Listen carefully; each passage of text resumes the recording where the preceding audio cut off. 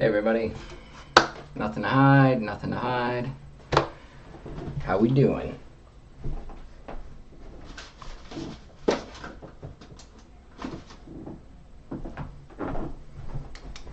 All right, streaming terrible content number 2. Actually put a trade on today. Let me go to my trading, trading window. Yeah, I shorted SPY, the S&P index. Let's look at the chart here. Today, boom. All right, so the jobs report came out, and it was a strong jobs report, which is actually bad for the market because that means the Fed is going to be more likely to be hawkish. So,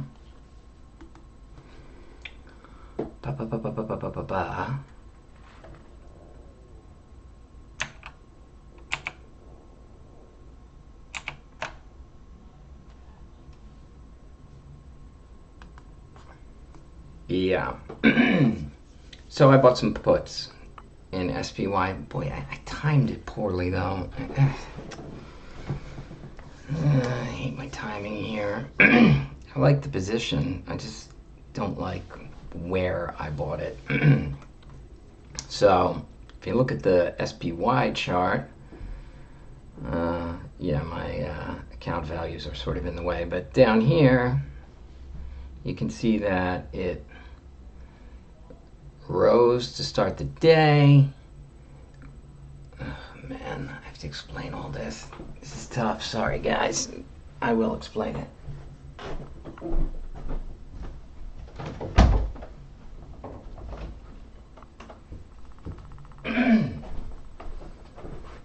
Get this off. We don't want this. Get rid of this. Bye, lamp.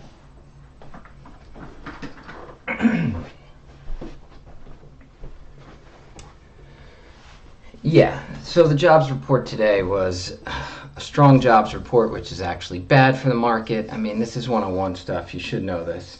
News that's good for the economy means the Fed is going to be more hawkish, which means good news for the economy is bad for the market. Blah, blah, blah. So the jobs report today was bad for the market because it was strong. What happened was the market immediately went up. Well, that doesn't make much sense, right? And you'll go online and you'll go to CNBC and you'll see these guys talking about it, and they'll give you reasons why somehow the jobs report was better than, somehow good for the market magically, even though it was blatantly bad. Oh, yeah, no, there's a reason they revised the numbers, and oh, well, actually the wage went up in the 25 to 39 bracket, so that's what really matters. It's all bullshit, all right? Yeah, just what's happening right now is there was bad news, and the algos are buying. That's it. That's how simple it is. It's because the market is... You got to know game theory. I mean, you don't have to know it, but the market runs on game theory. The algos, they say, I don't even know what it is now, 95% of trades are machines. The machines are trying to beat traders like us, all right? So they do the exact opposite of what makes sense. Like this morning, they saw that that there was bad news for the market. They actually buy to, rope people in to get them to buy. It's mathematical. I'm sure what they're doing makes them money, but the windup is that the machines very often will do the exact opposite of what makes sense, and they will drive the market in the opposite direction of what makes sense. And that's what's happening today, I think. So we got bad news. Market goes up to start the day. But these are good opportunities because when the machines do this, they're doing the opposite of what needs to happen, and eventually it does swing back and correct itself. So the machines will drive the prices up, and they have to come back down because the fundamentals say they have to come back down. Timing that is difficult. I mean, yeah, you have to sort of guess when the machines are done toying with the market, you know, when they're going to run out of steam, when they've decided enough is enough, when the fundamentals will reassert themselves. Anyway, so this morning, my crap timing trade, I saw the market go up from the machines, then I saw it coming down. So right down here, I bought some puts. I got short in the market, thinking, oh, well, okay, the machines are already out of steam. And they might be. I don't know. I mean, SPY is up 1.5 points now. We're here now. Right here. I mean, are they out of steam? I mean, I bought the puts, so I think they are. But I don't know. I'm down $100 right now, so we'll see.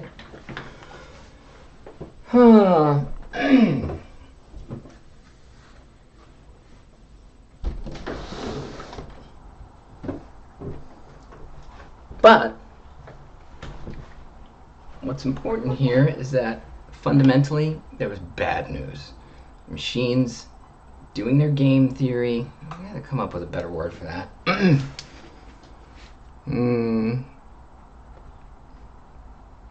It's bizarro machine buying.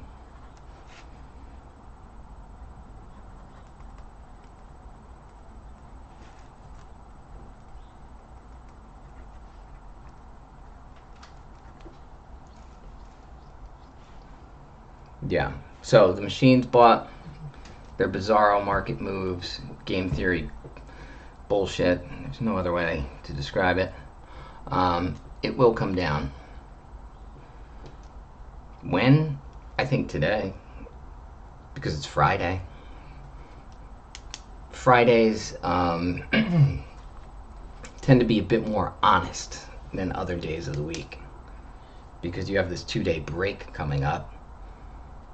You know, Wall Street doesn't really want to hold bullshit positions through the weekend. And the buying they're doing right now is bullshit. So Fridays are generally more honest.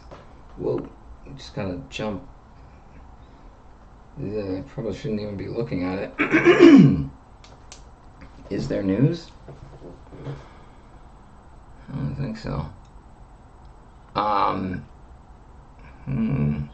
Yeah, so Fridays are a bit more honest than the rest of the days of the week. So I think that this bullshit buying on bad news will correct itself before the end of the day. Don't particularly like that they're going so strong here. What was that? Market moves. Sorry, I'm writing down the lessons. The lessons.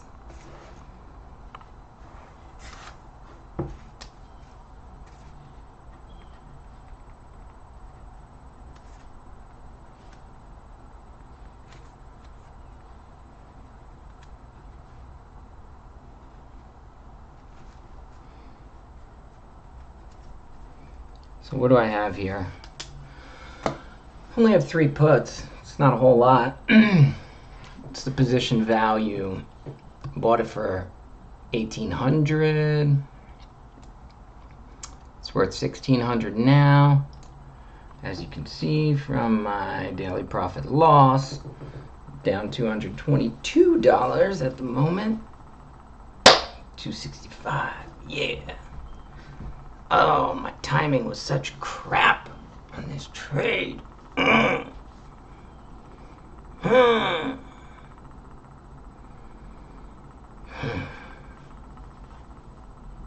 market has a habit, all right, in the first 30 minutes, 45 minutes of the day of doing a V-shaped pattern. Doesn't happen all the time, but often it will. It will, in the first 45 minutes, either V up and down or V down and up. Very common in the first few minutes of the day. So you can see right here is the beginning of the day. These moves before are pre-market. This right here is 9:30. So you can see the dip down, and now it's coming back up. So we're getting the V that is common in the first few minutes. Then from there the market will, I don't know, there's not a real pattern after that. I mean, and the V shape doesn't happen every day, but the V is sort of a common opening volley from the market quite often. So me buying down here when I know the V shape is probably going to happen, was idiotic. And it's costing me $370 so far. Great, great. So this trade is the market is going to be honest with itself before Friday is done trade.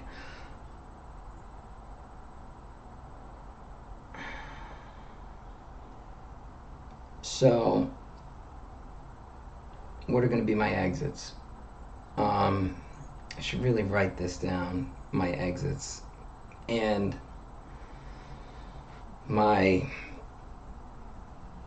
logic for the trade. I should write all of that down and post it for you guys, but whatever. My exits are going to be, since this market is going to be honest with itself because it's Friday. If we don't see a decline by the end of the day today, I'm going to exit this position. That will mean that my thesis is incorrect. Why could my thesis be wrong? The market is random. Sometimes it's just random. Maybe the jobs number today is just meaningless and we're just going to get random noise. So me getting short just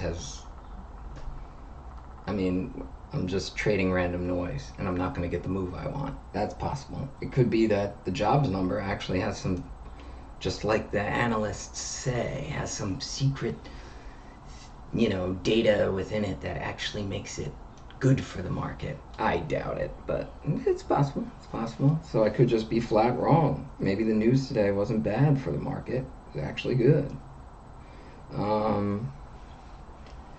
I could be wrong because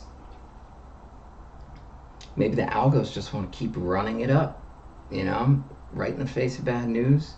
And they don't want to get honest because it's Friday. They want to hold their bullshit positions for whatever reason. Maybe the market is just so low right now, it doesn't want to go any lower. It just wants to go up, and it's looking for a reason and a jobs number that is a little bad. They can use that as a catalyst to go up because it's just, there's so much pent up bullishness. It just needs to come out. There's a number of reasons why this trade couldn't work. So yeah, I'm not married to it. If we don't start to go down before the end of the day, I'm getting out of here. I may even get out of here sooner if we climb above like 384, which is like the pre-market high right here, 384. If we start to climb above that, that will mean that the V shape, the opening V shape has turned, it's gone higher than the V shape. So it's not just an opening V anymore. It's might be something more than that. Yeah, I'm going to start to feel really uneasy with this trade if we go above 384. So yeah, there are a number of ways I could be forced out of this trade. But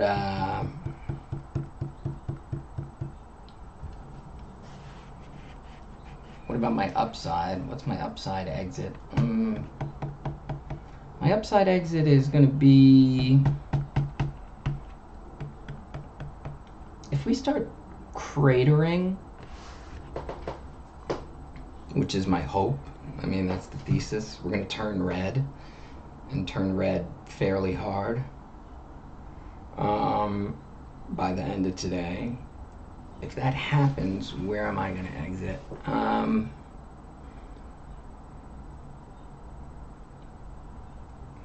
Do I want to exit before the end of the day would be the real question.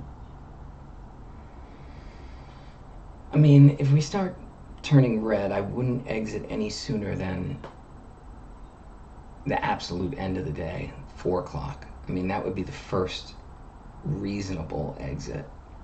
I mean, look, you can exit trades by price points or by time or by certain events occurring. My exits are usually based in time. Well, price points too, but still. Exiting winners can get exiting in general is tricky. But yeah, I would probably exit 4 o'clock at the earliest. Would I even want to exit at 4? That's a tough call. I mean, I think if we turn red and turn red really hard, I will exit at 4. If we turn like slightly red, down a couple points, 3, maybe 4 points, I'll probably keep it because I'll think the down move isn't done. But if we drop like a stone, if SPY is down 5 points, 6 points, or more by the end of today, I'll exit at 4 o'clock, which honestly right now seems like a real stretch because I timed this trade absolutely atrociously, getting slaughtered on it. Down $400 just like that.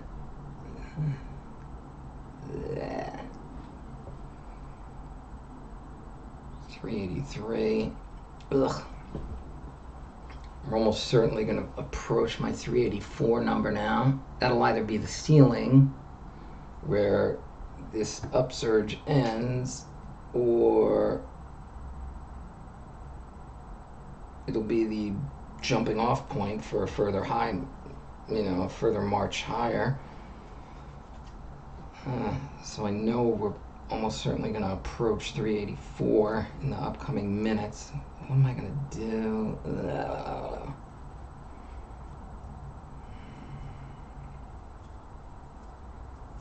Yuck. God, I know that we do the V shape in the morning. Why the hell did I buy down there? God. Never buy in the first half an hour if you can help it, folks. It's all such noise. It can be so random. And more than that, if you buy in the first half hour, you don't have any clear idea of where the market's headed. After the first hour of trading, you can usually have a sense of if we're going up or down that day. See, I still don't have a sense of if we're going up or down today yet. We're 40 minutes in. But until the V shape, the opening V shape plays out, I don't really have a good beat on things. I want to see the V shape completed, the down and then up move, which is completing right now. And then I want to see what it does from there.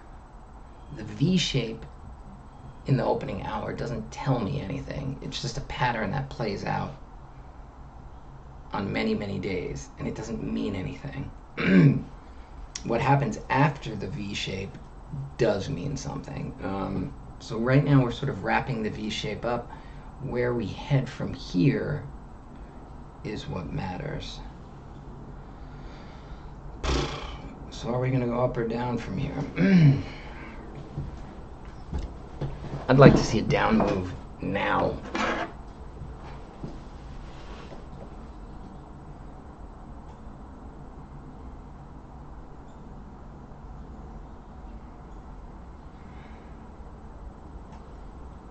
Friends are texting me, telling me about some penny stocks.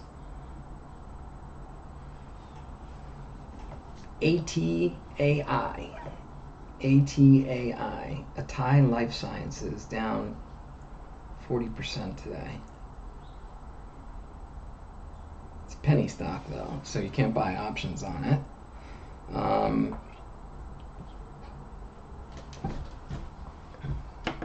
I don't really mess around with penny stocks. But yeah, ATAI.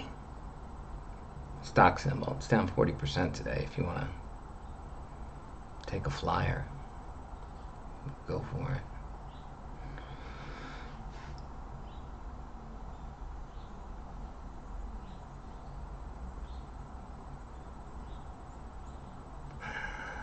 Down 450. Ugh, this position's getting uglier and uglier. Boy, when you buy at the wrong time, just set yourself up for failure.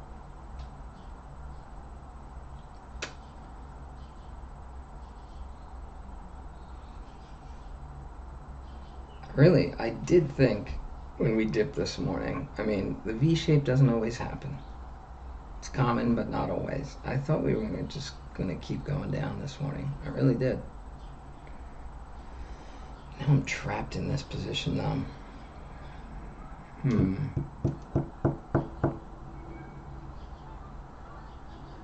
If I sell here, there's a good probability I will be selling at, I'll be exiting at the absolute top. In other words, the absolute worst place for my position. Since I've got puts and I'm short, the higher we go, the worse it is for me. So if I exit the position at the top, that is just such a bad move. I will have bought at the bottom and sold at the top. But I don't want to hold on to this position if it's going to keep losing. Well, like I said, 384 is my danger zone. We're at 383. Can't sell here. You cannot. You can't exit at the top. I have to see if we're going to go back down.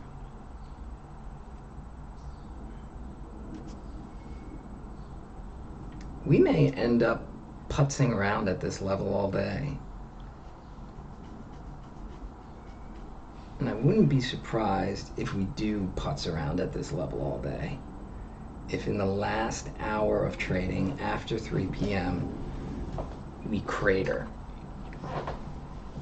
That's been happening. Not every Friday, but on a lot of Fridays, you've seen massive selling at the end of the day.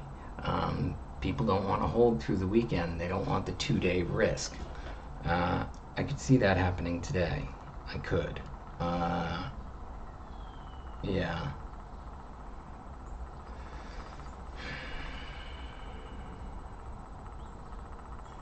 Am I going to have the stomach to hold this position until 3 o'clock?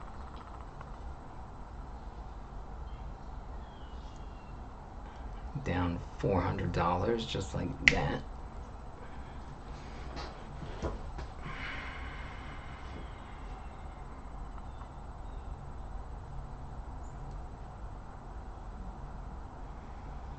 Yeah, I'll have the stomach. I'll have the, yeah. 384. If we break above 384, in other words, if we touch 385, slightly above 384, whatever. That's the same thing as 384. But if we go above 385, I'll exit.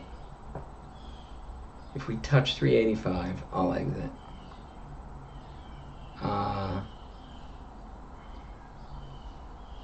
That'll be a hit. That'll be like a quick $700 burned. Christ.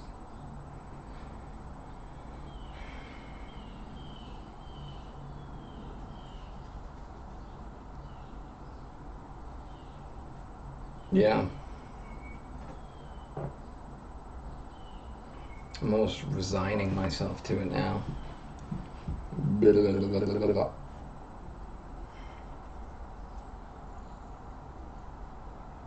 Yep, here we go. Right at 384 now. I knew we were going to get here. Now, is it going to stop? It's going to reverse. Where are we going to go from here? Like I said, 384 is the top of the V. We've made our opening V shape. I got in at the bottom of it because I'm an idiot. Ugh, so sloppy, so ugly. Shit trade. I'm gonna start making like little like short meme videos. What meme video would I use right now? Probably use the one of Tony Soprano. He breaks the pool cue. He goes, "Motherfucker!" I'm gonna look it up. That's how I feel right now.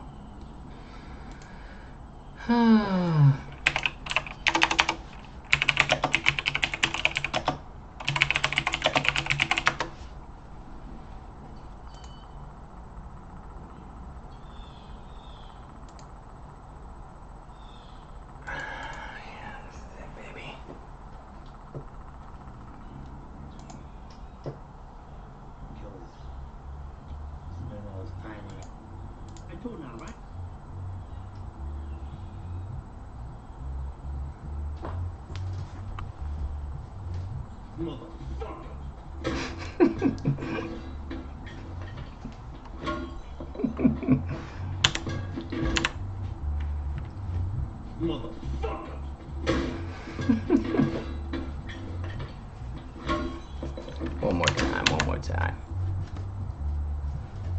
Motherfucker.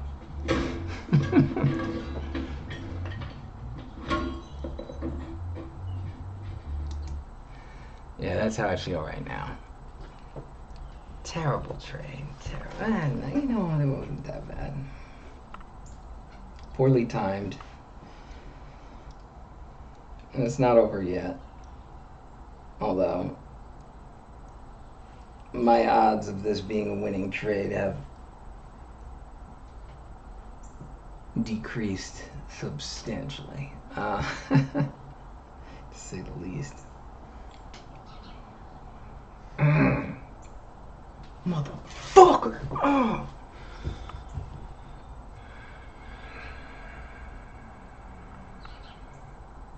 Anyway, see guys, look, nothing to hide, nothing to hide. I'll be your dealer for today, nothing to hide. It's all right there, baby. Who else gives you the numbers, right? I've got you the number. The wins, the losses, the positions, right in front of you. God, these people. Ugh. CNBC. Hate CNBC. Might as well call it Wall Street NBC. It's just a Wall Street shill. Other guys online, they tell you, oh yeah, trade this, trade that. They don't show you what they're actually trading.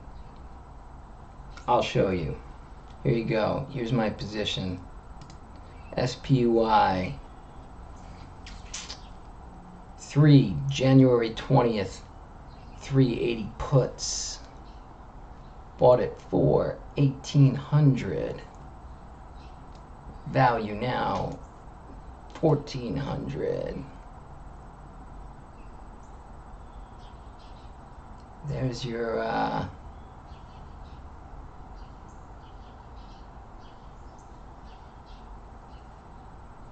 Greeks. Your Greeks.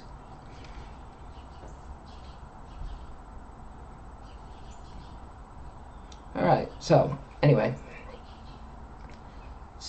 we got the V shape, open at 9:30, down, up back to where we started. V-shape completes at 10:15. This is like this is like quintessential opening V-shape formation. This happens a lot. Market will, it happens up and down. V down or a V up. And it means nothing. It's just, I don't know, noise. What happens after the V shape is important. Yeah. What happens from here? So, we started at 384, we sunk down to 380, we bounced back to 384. It's noise, it's all noise. Me like an idiot, I bought puts at the bottom of the V, thinking it wasn't noise. God, so many times, the first hour of trading, 45 minutes, it's just noise. Ugh. I bit, hook, line, and sinker. Motherfucker.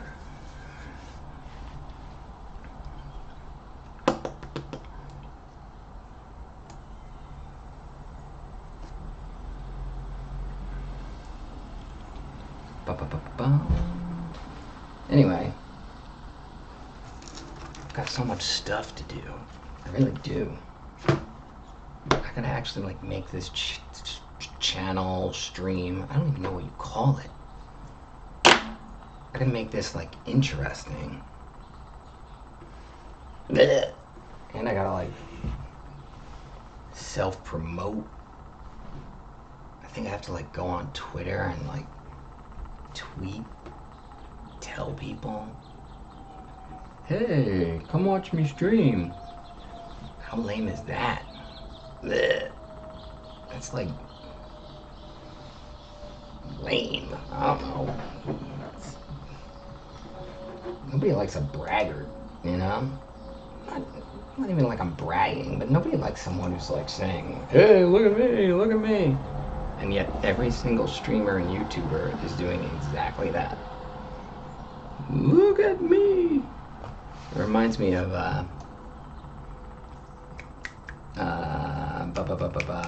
True Detective, season 1. Matthew McConaughey is like, me, I'm so special. I'm so special. Is you, yes, me. But you know what? We're all like that anyway. Even if you pretend you don't want attention and you don't want to be special, everybody wants that. I mean, come on. If you have a choice between, whatever. Now I'm just rambling. Rambling because I'm losing.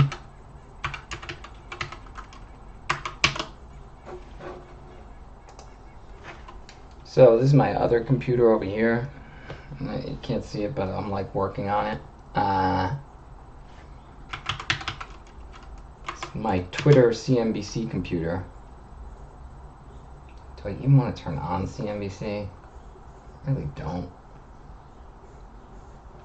I hate CNBC, but it's the only source for business news, and it's got the ticker. Tick, tick, tick, tick, tick, tick, with all the symbols at the bottom. I mean, if they didn't have that ticker on the bottom, how would you know what price your stock is at? I mean, look, right, I'm looking at it right now. It's got Keurig Dr. Pepper, KDP, up 0.69. Autodesk, Autodesk. I buy that stock. I trade that stock all the time. Nvidia, up 4 pennies, great. Amgen, Vanguard, the ticker. I mean, this is why you have to watch CNBC. If you don't have that ticker, you would never know where your stocks are at.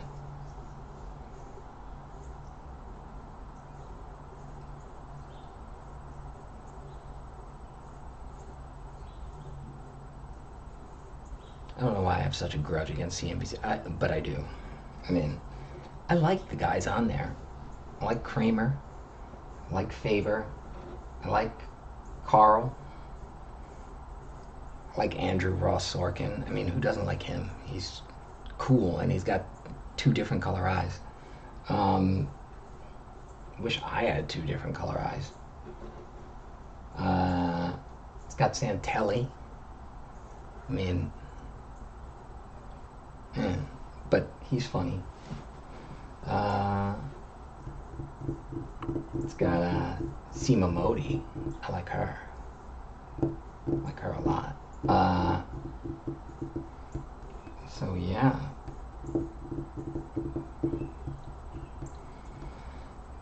But oh god, CNBC is just, it's Wall Street just personified, isn't it? It's like,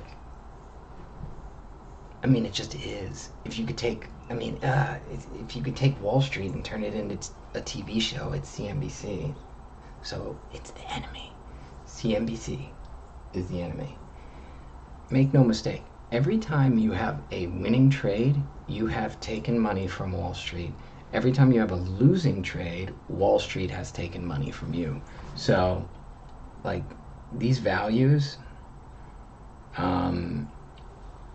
you know, my daily profit loss, I was thinking about changing that to when I'm winning, calling it what I've won from Wall Street, and when I'm losing, what Wall Street took from me. It's too wordy and wouldn't like fit. If I could think of a better way though, to sort of signify that when you win, you've taken that money from Wall Street, and when you lose, you've given it back to Wall Street. And when you're trading options, God, you're going against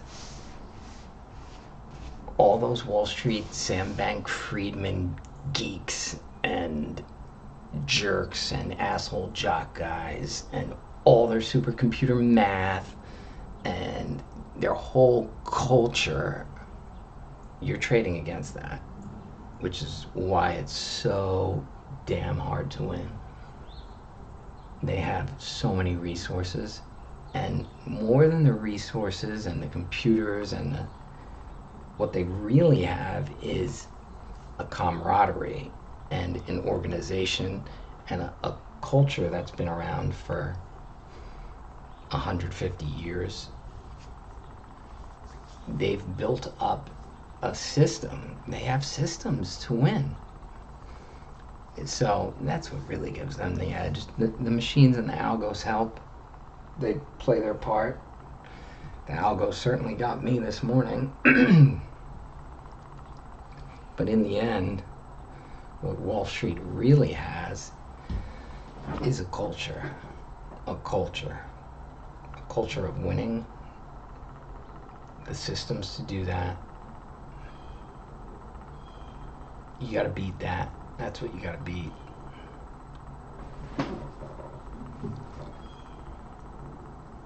Being smart, being the world's best trader, it's not enough to win. It's really not. Not regularly. Not indefinitely.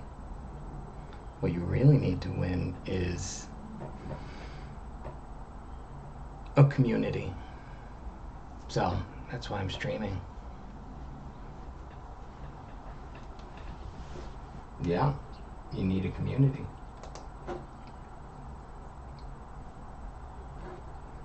CNBC, as much as I hate it, and I do hate it, it's a community, and it gives the people who work there, and it gives Wall Street an edge. My hope is that this channel, this stream, you know, Wall Street Bets, it's starting to coalesce.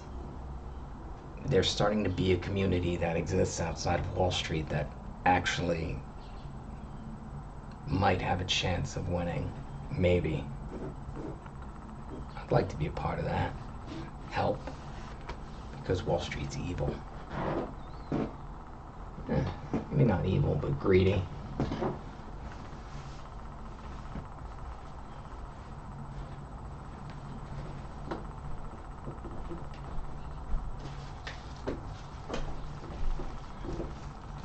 Alright, my position.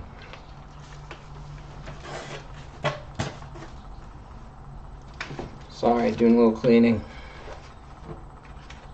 This is probably like a big no-no in the streaming world. I never see anybody get up and do weird stuff while they're streaming.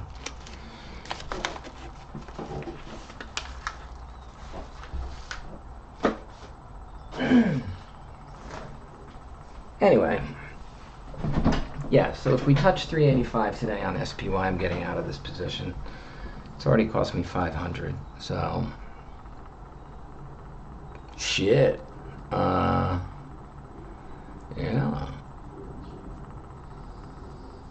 We'll see. I'm gonna come back on later.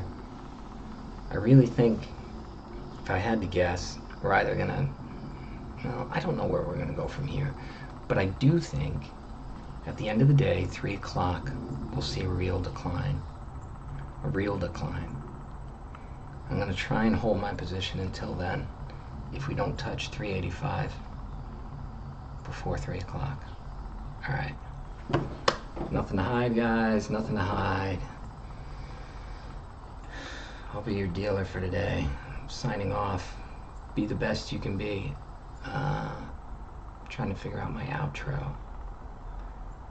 Alright, let me get out of here before I lose any more money. Later.